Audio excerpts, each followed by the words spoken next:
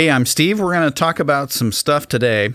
I've been a pastor for over 30 years, and one of the questions I get frequently is about the 10 Commandments and whether we should obey the 10 Commandments. Okay, and that's a bigger question. So the question I got in an email this week was, which of the 10 Commandments is no longer required? A pastor would get fired for murdering, committing adultery, and embezzling funds, but he'll get a raise if he doesn't Sabbath and work off the clock. Why does the church not Sabbath anymore? So that's a deeper question, which I want to address, and we'll get back to this one specifically, and that's about the Mosaic Law. So let me define some terms here and help you understand what I'm talking about. So when Moses came down off the mountain with the 10 Commandments, he gave Israel their law, and hence we call that frequently in the church the Mosaic Law. It's named after Moses. In the New Testament, sometimes it was said the Law of Moses.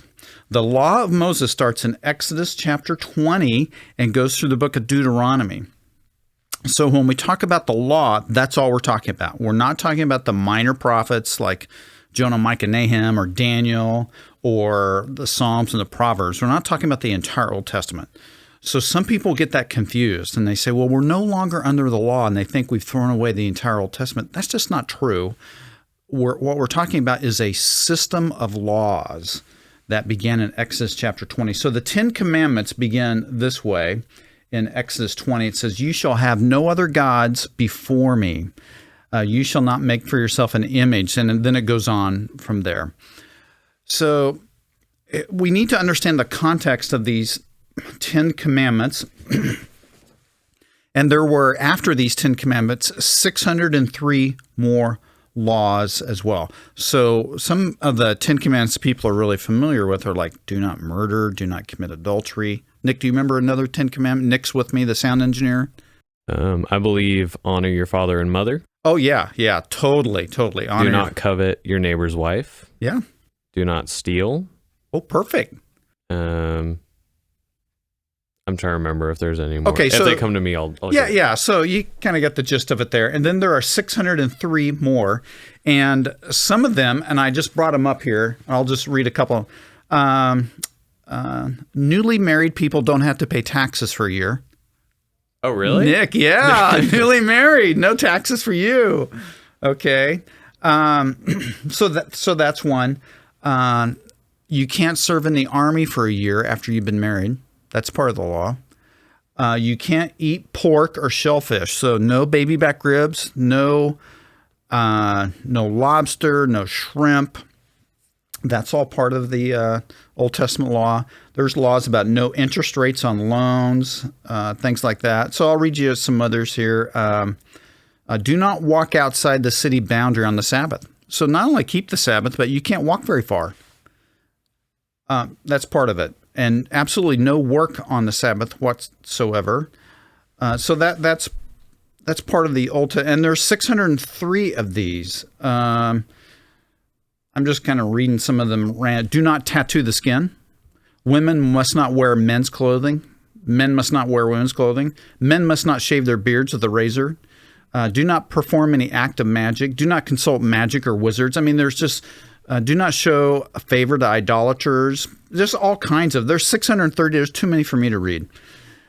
Now, here's the context of these laws. So Moses is leading 2 million people out of slavery, out of Egypt.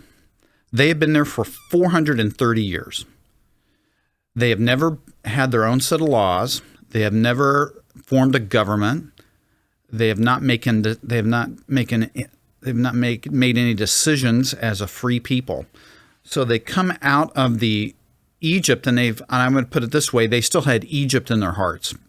They still had maybe idolatry in their hearts, or Egyptian culture, or some things that were antagonistic to the Lord their God. And so God, because he loved them so much, gave them, hey, you don't know how to live life. I'm going to give you some rules to live by. And he gave them all these. And they all came within a few months, as they're in the desert. And then the book of Deuteronomy, they get repeated a second time for them. And the whole basic thing would be this: if I obey these laws, you'll be blessed. If If I don't obey these laws, I'll be cursed. So in other words, obey, you'll be blessed. If you don't obey, it's going to be bad for you. That's the effect or the consequences of not obeying. So that's the background of these laws. And what I think began to happen is the entire Jewish nation began to have their entire identity shaped around these laws. These laws were everything to them, and so much so that they made up additional laws. And that's what the Pharisees had done by the time of Jesus. And they'd kind of taken some of these laws and added to them, or just tried to make sure that nobody ever crossed the line. And they would add dumb stuff to it. I'll give you one.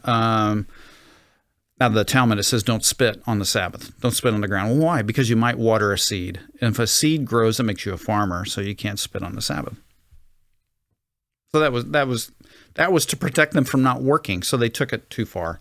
In Mark chapter 6, Jesus said, these people honor me with their lips, but their hearts are just far from me. And I think that's what happened when you began to make your whole identity these rules, so to speak. Jesus said, I came not to abolish the law or the prophets. I have not come to abolish, but to fulfill. So Jesus wasn't looking to make a Jesusville or a Christtown. It was still going to be Jerusalem. But rather he's saying that I didn't abolish it. I came to fulfill them. So think of it this way. Jesus accomplished the law for us. He fulfilled the contract of the law so that I'm no longer obliged to it. So he fulfilled all of those things. And so that whole system of laws were to teach people how to worship God. That was the purpose. This is how you're going to live life. This is how you're going to worship me. And what began to happen was they began to have all of their identity into those rules instead of their relationship with their Lord. So in Romans chapter 6, verse 14, it says, for sin shall no longer be your master because you are not under the law, but under grace. All through the book of Romans, Paul's making the argument that you are not justified by the Old Testament law, by the law of Moses. Galatians chapter 2 says, know that a person is not justified by observing the law. In other words, the law was never intended to save me. Never, ever, ever. No one could live up to all those 613 commandments, right? No one could. So think of it this way too. Adam and Eve had, do you know how many commands they had, Nick? Adam and Eve? Yeah, well, they were supposed to... I mean, I know the one thing they were commanded not to do. Yeah, what is that? Not eat from the tree of knowledge of good and evil. Right? They couldn't even live up to that one. They had one, and they blew that. So what makes us think that we can live up to 630? That's why in the book of Romans it says the law pointed out our inadequacies, and actually it led us to death because we couldn't live up to that. That's something we need to be aware of. So this whole system was for a group of people who had left Egypt, who needed to know how to live and love God. Jesus fulfilled that. So I'm no longer under that system in which live this way and you'll be blessed, because we live under grace. So the early churches was a big deal, and they had to have a church meeting about it with Paul the Apostle, James the Apostle, and Peter, and it's found in Acts chapter 15. And the issue was, should we make Gentiles, that'd be non-Jewish people, get circumcised to get saved? And they concluded and said, no, we're not under the law. Let's not make it hard for these Gentiles who are coming to faith in Jesus. That's why Paul in Galatians over and over again says circumcision is of no benefit to you. So when we look at the law, we need to look at the big picture. So let me say a couple things about this. First, out of the 10 commandments, 9 are repeated in the New Testament. So Nick mentioned do not steal. Well, that's found in the New Testament as well. So the one that is not is actually keep the Sabbath day, for it is holy. So the Sabbath is Saturday, and the early church started worshiping on Sunday. So worshiping on Sunday, that's what they did, because that was when the day Jesus was resurrected. And so I'm no longer under that system. And with that system, I'm obliged no longer to live out the details of that system, because that system no longer applies to me. And I'm not Jewish to begin with, so it doesn't apply to me as well. So the question sometimes comes up is then, why is the church or any church worshiping on Saturday? Well, some churches have chosen to do that because they think the part of the Old Testament law is they're under that. They're obligated to it. And I think that's a mistake, thinking that we're obligated to the Sabbath being Saturday, because that's a system in order to make myself sanctified before God. And so that system no longer applies to me. The system that applies to me is that I'm under grace. Several times in the book of Romans, I'm under God's grace, and I'm under the law of liberty. And that law is love my neighbor as Jesus loved me.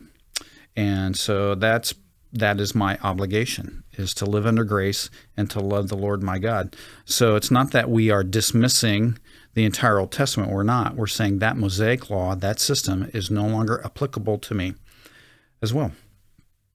Now then, in the New Testament, I think it's in 1 Timothy. Let me put on my glasses here, Nick. I can't read it, but it says no longer.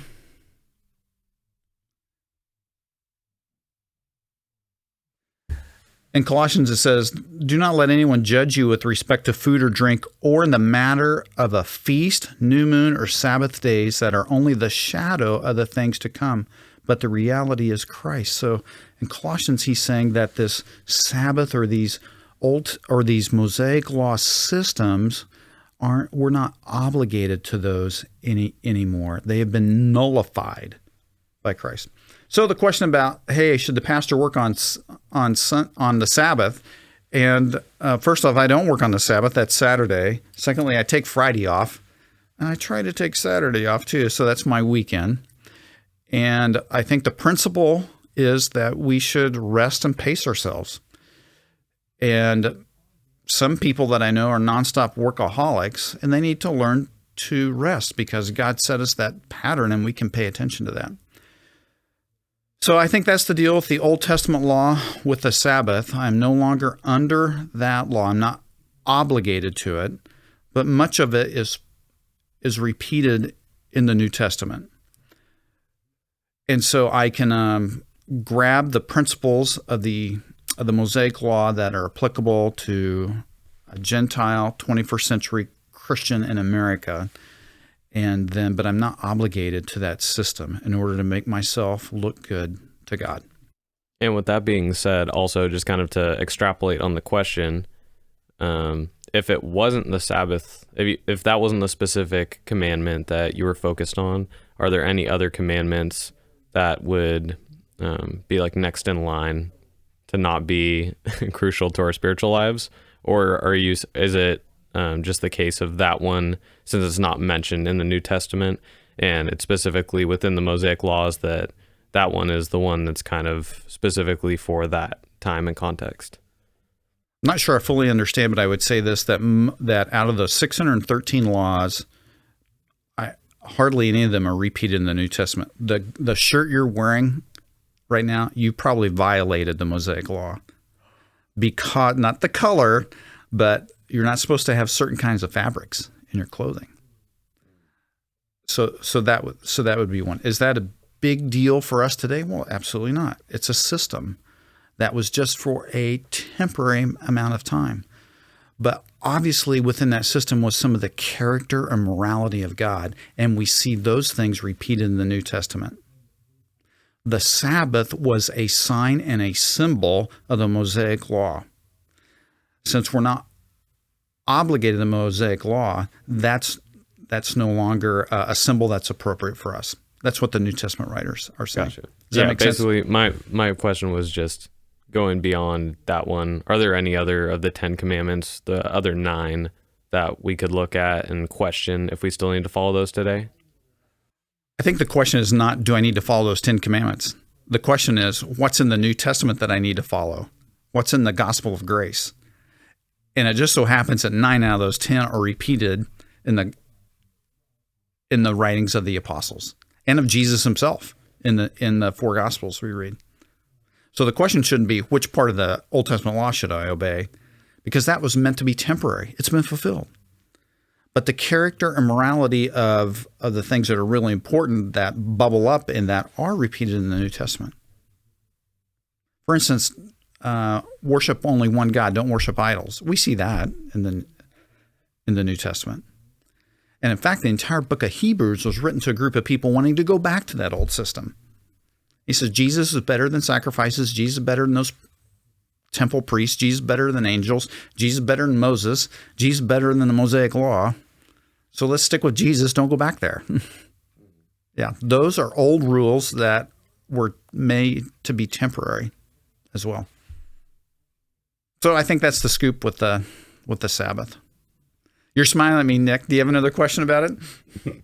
No, I like that tagline. That's the scoop with the Sabbath. Okay. That should be what you say every day or every Sunday after you end your message. I should maybe. All right, everyone, and that's the scoop with the Sabbath. The scoop of the Sabbath. I often think of that situation in Acts chapter 15, and we call it the Jerusalem Council. So the Apostle Paul had led a bunch of people to Christ in the territory, what we call Galatia. And then what happened was a group of people from Jerusalem came to those Galatian churches and said, oh, you're not Christians. You need to obey. You need to do the Mosaic law thing. And so it's Jesus plus the Mosaic law. And Paul, his head explodes with that. He's like, no. And so he goes to Jerusalem, meets with Peter and John, and they have this council. And they agree with Paul, said, no, it's just faith alone and Christ alone. And there's a verse in Acts chapter 15 that says, let us not make it difficult, make it hard for those Gentiles who are coming to Christ. And I often think of that even in today's terms. Why would we tell people, oh, you need to trust Jesus, but you got to get some other things right first? You know, it's kind of like we're adding good works, or we're adding the law, front loading the gospel for people, and it makes it hard for them. So if I say to somebody, oh, you've got to look this way, you got to wear your hair this way, you got to dress this way, you got to vote this way, you got to act this way, you got to get your ducks in a row before you can become a Christian, that's just ridiculous. And so what I find freeing is the gospel of grace, where we receive God's free gift and we don't have to do anything to earn it. And the Mosaic law was about performance, and people would wrap their identity into it. And as Christians today, we can do this very same thing culturally, wrap our identity into the subculture of the church, and then apply that to unbelievers and make it hard for them to cross the line of faith. I just think that's a travesty when that happens. And it's kind of like Jesus telling the Pharisees, get your tired old traditions off of me. And I think we can learn a lot from that approach when it comes to presenting our spiritual journey story with people. We're just presenting Jesus to them, just free and clear. And would you say that one of the continual struggles of the church is battling heavy legalism, or like diving too far off of that edge? Oh, I think you pinpointed the word, Nick. Legalism. That's what exactly it comes down to. And the church is always battling that. People always battle that because it's so easy for us to go to what's easy. That's what the Judaizers were doing. Hey, we want to go back to the old because it was familiar to us. And Paul and Peter and John are going, it wasn't easy. We wanted to eat bacon the whole time. We lusted over bacon. You know, and they're saying, why would we want to impose those same rules on people that we couldn't keep ourselves? But we just tend to gravitate toward that by default, I think. Mm-hmm. And I would say, just thinking about the idea of being a Pharisee is kind of cracking me up right now, because in my mind, what I'm thinking of is the idea of, hey, we're both saved. I'm just saved better than you. Love it. And that just is not a thing. And even today, there's, people religiously who just fall into that trap of wanting to be above others or just coming off as more spiritual. Mm-hmm. And actually last night I was at night chapel at Bushnell, mm-hmm. and one of the speakers, a student named Bobby Bird, he said something that I really resonated with, which was he's someone who's been on his faith journey for a few years up to this point. And he took the opportunity when he was speaking in front of people to just say, hey, I want to let you guys know I'm not satisfied where I'm at with my faith. Like, I still want to truly know Jesus, and I'm just not there yet. And I want to be super deep, and I'm pursuing that, but I'm just not there. And I was thinking, wow, that seems like such a vulnerable thing, but isn't that true for everyone? Aren't we all in the middle of our faith journey? There's no one who is fully, I've met Jesus, I've completed my faith journey, and now I just plateau and continue forward. So that made me feel, it gave me a sense of humility in hearing that. And that's something an attitude that I want to incorporate into myself moving forward. Yeah, absolutely. We never arrive. Spiritual growth is a lifetime thing. Growing deeper, knowing Jesus more, it's a lifetime thing. Yeah. And that's part of the excitement of it. Some people might think, hey, I crossed it off my list, I've arrived. I took the class that Steve taught or somebody taught, and I've arrived. And that's just simply that's just not healthy. Yeah. And I've probably been guilty of, and other pastors, of somehow communicating that, not intentionally, but somehow people probably got that message. Yeah. The Mosaic law is temporary, but Jesus is eternal. There we go. How about that? Okay, Steve. Right. Okay. He just went into pulpit mode. Yes. I like that. Yeah. Okay. Hey, that's enough stuff today about the Sabbath, and we'll be answering more questions in our podcast. And grace and peace to you today.